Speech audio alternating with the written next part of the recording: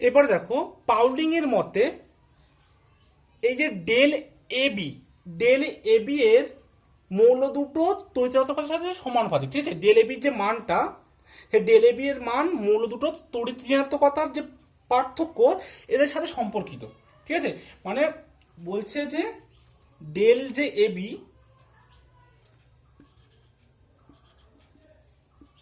এটা directly proportional কায় A minus chi B, ঠিক আছে। এটাকে কায় বলা হয়।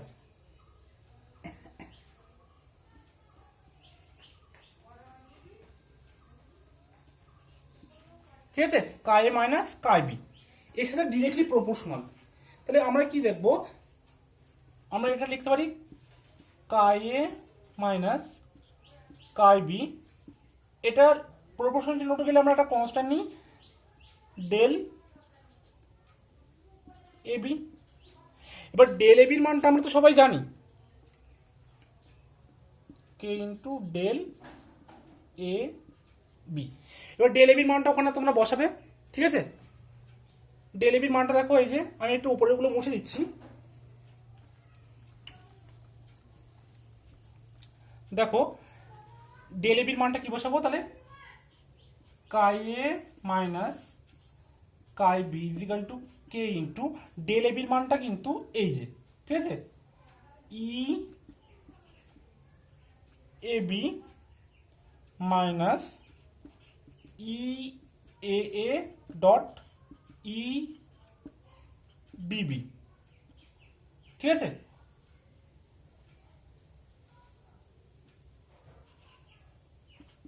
Two the power half. এবার দেখো, তাহলে আমরা একটু এগুলো দেখো, এখানে এই যে সমীকরণটা পেলাম, এই সমীকরণটাকে বলা হয় পাউলিং এর সমীকরণ। পাউলিং এর সমীকরণ, যেখানে কায়েটা কি, কায়েটা হচ্ছে এ এর তড়িৎ ঋণাত্মকতা বা ইলেকট্রোনেগেটিভিটি, কায় বিটা হচ্ছে বি এর ইলেকট্রোনেগেটিভিটি। আর কেটা কি, কেটা একটা কনস্ট্যান্ট বা ধ্রুবক, ঠিক আছে। কেটা হচ্ছে একটা ধ্রুবক।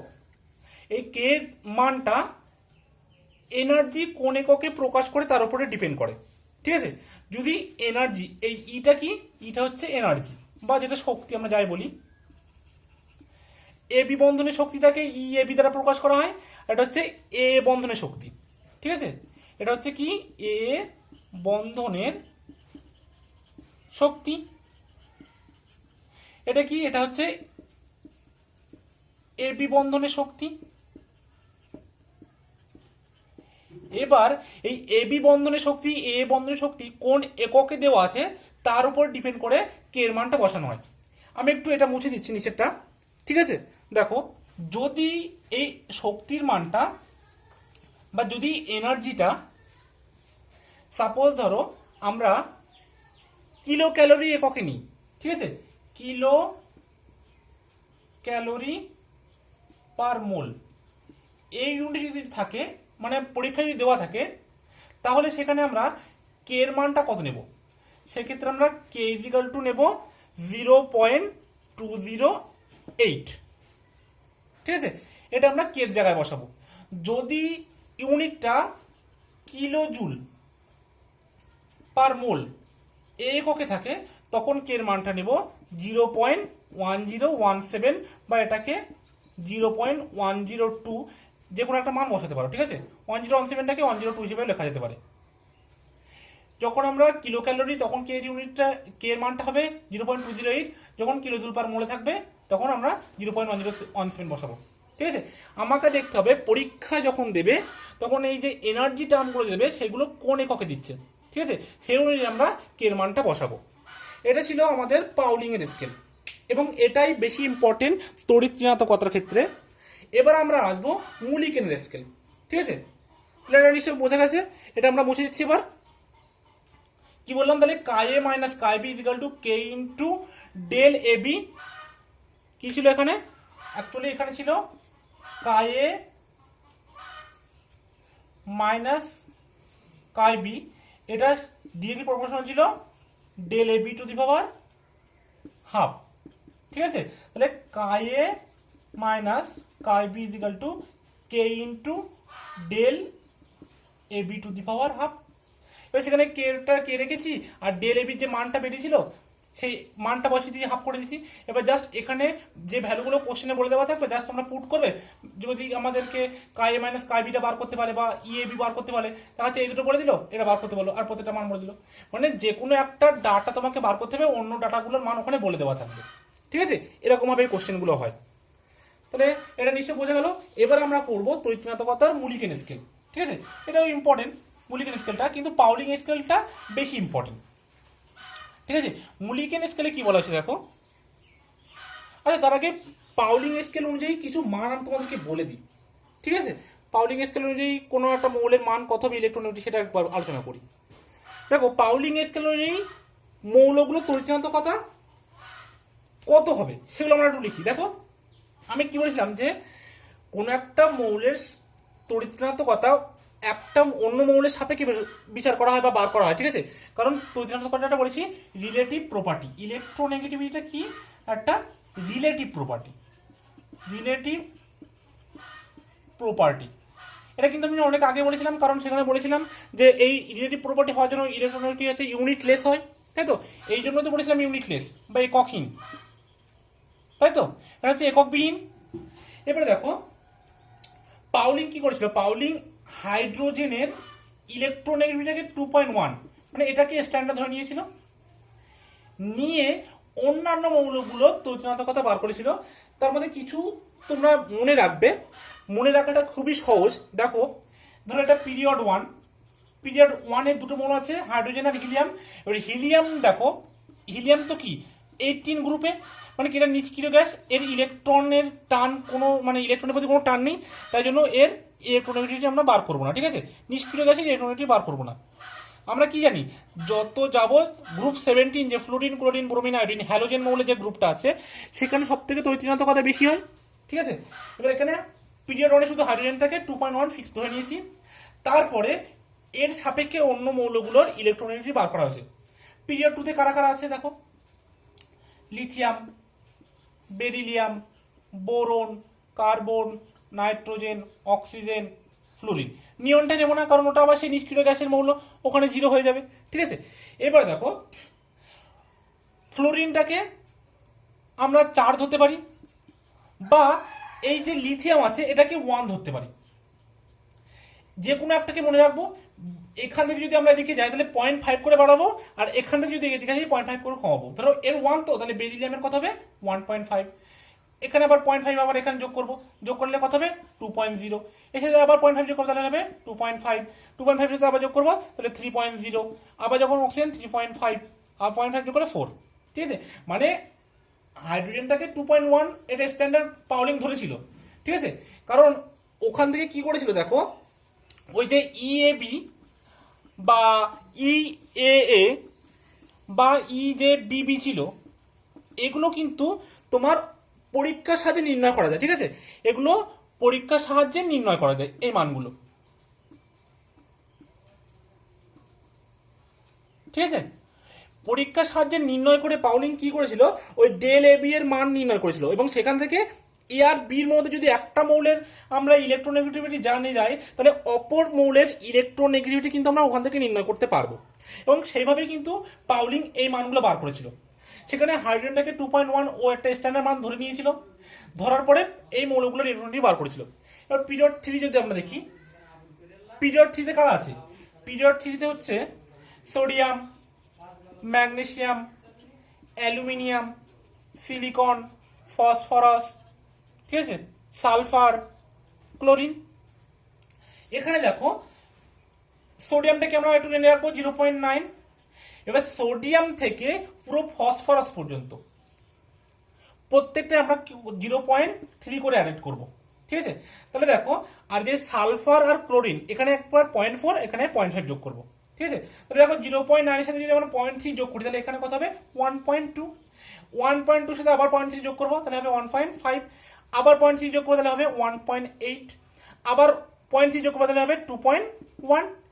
এবার এখান থেকে যখন আমরা এখানে যাবো তখন 0.4 যোগ করবো, তাহলে 2.1 এর সাথে 2.4 যদি যোগ করি আমরা এখান থেকে এখানে 2.4 0.4, ঠিক আছে, 0.4 যোগ করবো, তাহলে হবে 2.5। এখান থেকে যখন আমরা এখানে যাবো তখন আবার 0.5 যোগ করবো, তাহলে হবে এখানে 3.0, ঠিক আছে।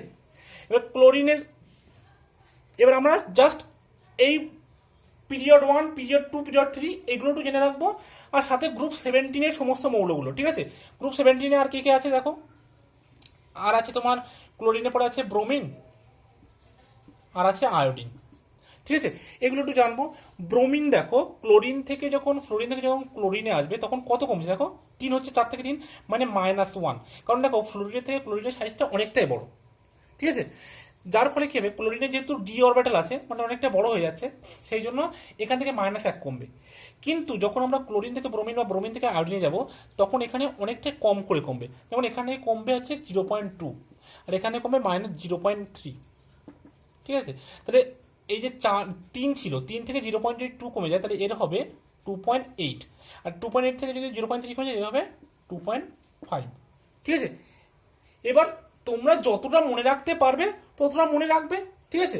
দেখবে যে একটার মনে রাখলে আরগুলো আমরা সব কিন্তু নির্ণয় করতে পারছি, এবং যে সিকোয়েন্সে মনে রাখার জন্য দরকার সেটা কিন্তু বলেও দিলাম, ঠিক আছে। এবার আমরা কি পড়বো তাহলে, এবার আমরা পড়বো মুলিকেন স্কেল। তো সবাই হেডিং দাও মুলিকেন স্কেল। দেখো আমি আগেই বললাম যে তড়িৎনাত্মকতা সম্পর্কিত দুটো স্কেল তোমাদের আছে, একটা হচ্ছে পাউলিং, একটা হচ্ছে মুলিকেন, যার মধ্যে পাউলিং স্কেলটা হচ্ছে সব থেকে বেশি ইম্পর্টেন্ট, মুলিকেন স্কেলটা অতটা ইম্পর্টেন্ট না, ঠিক আছে। তো একটু জেনে রাখো যে মুলিকেন স্কেলটা কি। দেখো মুলিকেন স্কেলটা হচ্ছে এই স্কেল অনুযায়ী কোনো একটা পরমাণুর তড়িৎনাত্মকতা, আয়নন বিভব আর ইলেকট্রন আসক্তির গড় মানের সমান, ঠিক আছে। মানে মুলিকেন স্কেল অনুযায়ী যদি কোনো একটা মৌলের ইলেকট্রোনেগেটিভ বার করতে দেয়, সেটা হচ্ছে আয়নাইজেশন এনার্জি আছে আর যে ইলেকট্রন অ্যাফিনিটি আছে, ঠিক আছে, তাদের একটা গড়ের মানের সমান হবে, ঠিক আছে।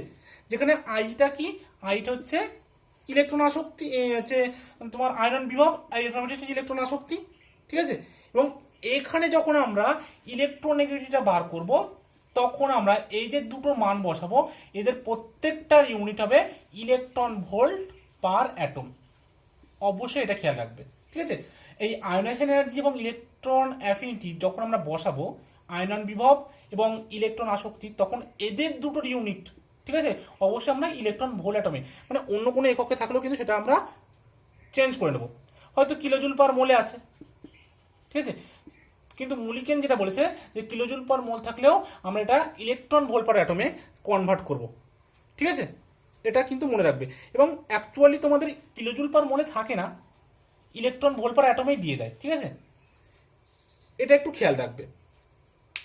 এবার দেখো আমরা কোন কোন কাজে ইলেকট্রোনেগেটিভিটিগুলো ইউজ করি, ঠিক আছে, সেগুলো একটু আলোচনা করে দিই। দেখো তড়িৎনাত্মকতা প্রয়োগ 1 নম্বর কি, 1 নম্বর হচ্ছে নামকরণ। এটা মনে রাখবে এই সিল দিয়ে। দেখো এই সিলের সবাই কি জানি আমরা নাম, হাইড্রোজেন ক্লোরাইড, তাই তো। তাহলে হাইড্রোজেনের ইলেকট্রোনেগেটিভিটি কত, 2.1, আর ক্লোরিনের কত 3.0, তাই তো। তাহলে দেখো কার ইলেকট্রোনেগেটিভিটি বেশি, ক্লোরিনের, তাহলে যার ইলেকট্রোনেগেটিভিটি বেশি হবে সেটা আমরা শেষে লিখব, এবং তার সাথে কি করব, এই আইডিই এইটা যোগ করব, আর যার ইলেকট্রোনেগেটিভিটি কম তার নামটা আমরা প্রথমে লিখব, বুঝে গেল। যার ইলেকট্রোনেগেটিভিটি কম সেটা প্রথমে লিখবো, যার বেশি সেটা শেষে লিখবো, এবং তার সাথে আমরা আইডিই যোগ করব, ঠিক আছে। 2 নম্বর হচ্ছে পার্সেন্টেজ অফ আয়নিক ক্যারেক্টার, ঠিক আছে। কোন একটা যৌগ বা কোন একটা, মানে কোন একটা যৌগে বা কোন একটা বন্ধনে আছে, এই বন্ধনের পার্সেন্টেজ অফ আয়নিক ক্যারেক্টার কত সেটা বার করতে পারবো, তাই তো। 3 নম্বর প্রপার্টি হচ্ছে বন্ধন শক্তি।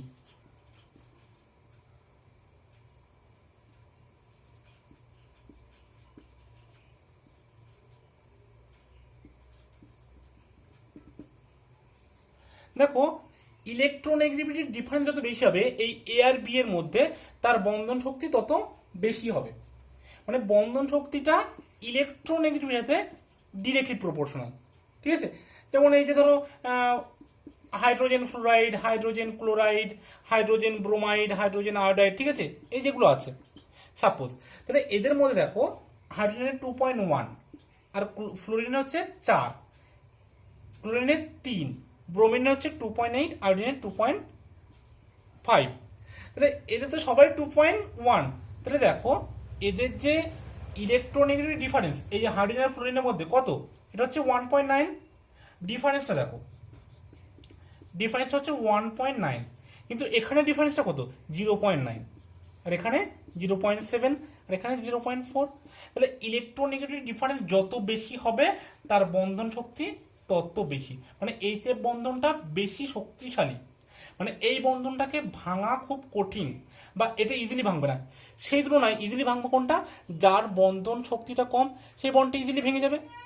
এবার যদি দেখো একটা জিনিস ভালো করে বোঝো, যদি বন্ধন শক্তি দুর্বল হয়, যদি এই বন্ডটা ইজিলি ভাঙে, তাহলে কি হবে, এখান থেকে এইচ প্লাসটা দ্রুত বার হবে, তাই তো, তাহলে এইচ প্লাস যদি দ্রুত বার হয় তার মানে কি সের অ্যাসিডিক প্রপার্টি তার কিন্তু বেশি হবে, মানে এখান থেকে আমরা কিন্তু অ্যাসিডিক ক্যারেক্টারও বলতে পারি, ঠিক আছে।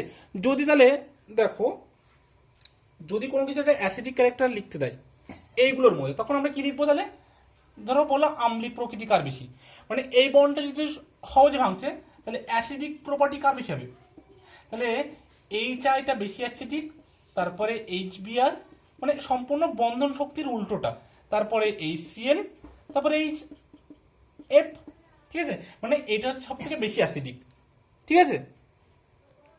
তারপরে যে প্রপার্টি এগুলো মুছছি, সেটা হচ্ছে metallic and non metallic property. দেখো ইলেকট্রোনেগেটিভিটি যত বেশি হবে ধাতব ও অধাতব ধর্ম, ঠিক আছে,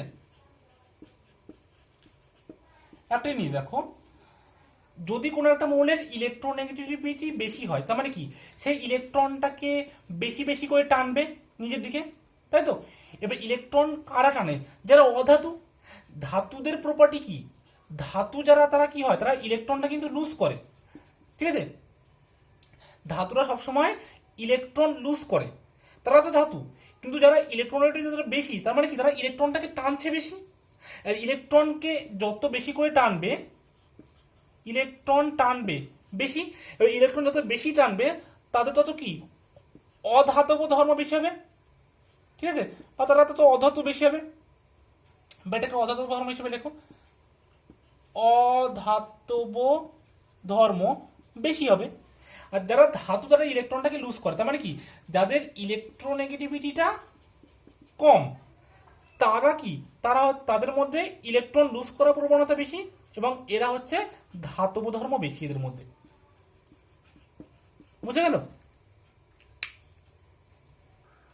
তাহলে দেখো তড়িৎ ঋণাত্মকতা সম্পর্কিত যতগুলো বিষয় ছিল আমি আলোচনা করে দিয়েছি, শুধুমাত্র সংকরায়ন সংক্রান্ত যে কোশ্চেন ছিল যে SP2 SP3 এটার আমি ডিটেলস আলোচনা করতে পারিনি, কারণ সংকরায়ন সংক্রান্ত একটা যে টপিক আছে সেটা একটা হিউজ টপিক, এবং ওটা তোমরা কেমিক্যাল বন্ডিং চ্যাপ্টারে ভালো করে পড়বে, সেখান থেকে আরও বেশি ক্লিয়ার হবে। বাদ বাকি যা ছিল আমি কিন্তু সমস্ত কিছু আলোচনা করে দিয়েছি, এবং আজকে এই পর্যন্ত স্টপ করছি ক্লাসটা। এই যে পিরিয়ডিক টেবিলে যে চ্যাপ্টারটা আমরা পড়ছি সেই চ্যাপ্টারে শুধুমাত্র অক্সাইড আর হাইড্রাইডের একটা ধর্ম আছে, যে টপিকটা এখনো বাকি আছে, তো আশা করি নেক্সট দিনে এটা শেষ হয়ে যাবে, ঠিক আছে। তো আজকে এই পর্যন্ত থাকলো।